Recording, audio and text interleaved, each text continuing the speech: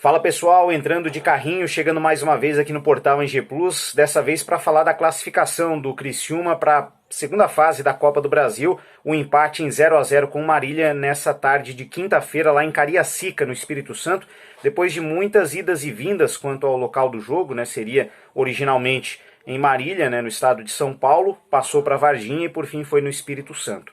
O que deu para tirar de conclusões da partida? O Criciúma jogou mais do que vinha jogando. Se é o ideal? Não.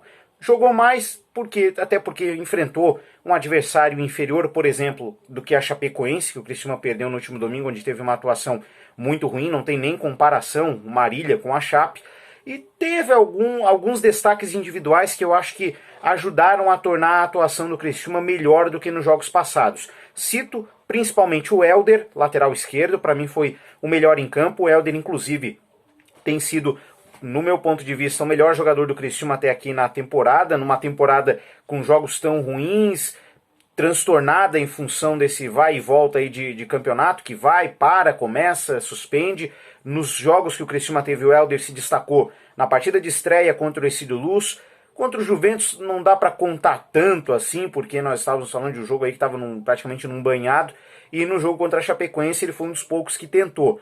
Agora hoje ele foi muito bem defensivamente, ele fez pelo menos uns 3 desarmes, especialmente no segundo tempo, de jogadas individuais que se ele é vencido, provavelmente o Marília teria uma jogada aguda pela ponta direita e ele conseguiu se sobressair no desarme. Ofensivamente ele formou uma boa dupla com o Pedrinho também fez um bom jogo, mas ofensivamente a gente já conhece esse potencial do Helder, inclusive chegando com finalização, com cruzamento. O Helder fez um jogo muito bom, para mim foi o melhor em campo. O Pedrinho, que voltou a ser titular hoje, também fez principalmente um bom primeiro tempo.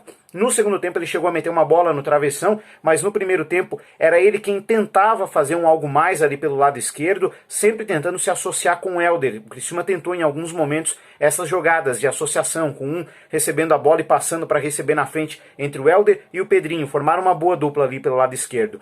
E outro destaque individual, eu cito o goleiro Gustavo. Ele precisou trabalhar uma vez o jogo inteiro, e foi muito bem, que foi uma cabeçada no segundo tempo, a principal jogada de ataque do Marília, e ele apareceu fazendo uma defesa muito difícil, uma defesa importante e que praticamente ajudou a confirmar o resultado, esse empate por 0-0 que foi o que valeu a classificação para a equipe do Criciúma. Quando ele precisou trabalhar, ele apareceu e apareceu bem. Negativamente, cito o Matheus Anderson, uma partida muito ruim do Matheus Anderson, jogando aberto aí pela ponta direita, errou muitos ataques, tomada de decisão muito confusa, em jogadas em velocidade ele desacelerava, em jogadas em que ele podia trabalhar mais a bola ele tentava acelerar, demorava muito para soltar a bola. A atuação do Matheus Anderson não foi nada boa, foi preocupante, inclusive do tanto de ataques que ele acabou desperdiçando.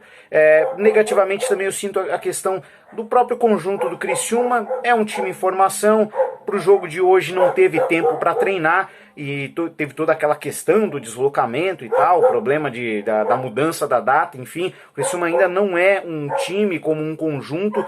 Observei em alguns momentos a linha defensiva muito afastada da linha de meio campo, e aí o que acontece? Havia muito espaço para que o Marília pudesse trocar passe, só que o Marília não aproveitou muito isso, tentou acelerar muito o jogo. O Marília, principalmente no segundo tempo, com a necessidade do resultado, tentou acelerar demais o jogo, se afobou demais. Isso foi bom para o Criciúma. Esse espaço entre volantes e zagueiros teve contra a Chapecoense, e a Chapecoense aproveitou demais ali, dominou o jogo, principalmente preenchendo esse espaço com troca de passes. É algo que o Emerson Maria vai precisar corrigir. Eu acho que ele está tentando. Hoje ele mudou a linha de meio campo, colocou o Adenilson como primeiro homem, Moacir e Eduardo mais avançados, o Moacir inclusive chegando um pouco mais no ataque. Ele está tentando encontrar, acho que ele está observando esse problema também, esse distanciamento entre volantes e zagueiros é algo que precisa ser corrigido. Numa maneira geral, uma atuação, vamos lá, com boa vontade dá para dizer que foi uma boa atuação, se compararmos principalmente com as últimas duas, com as derrotas para Juventus e Chapecoense. Mas ainda é longe do ideal, ainda tem muito que melhorar. Lembremos, o Criciúma fez apenas 1 gol em 4 jogos, é muito pouco, finalizou pouco mais uma vez.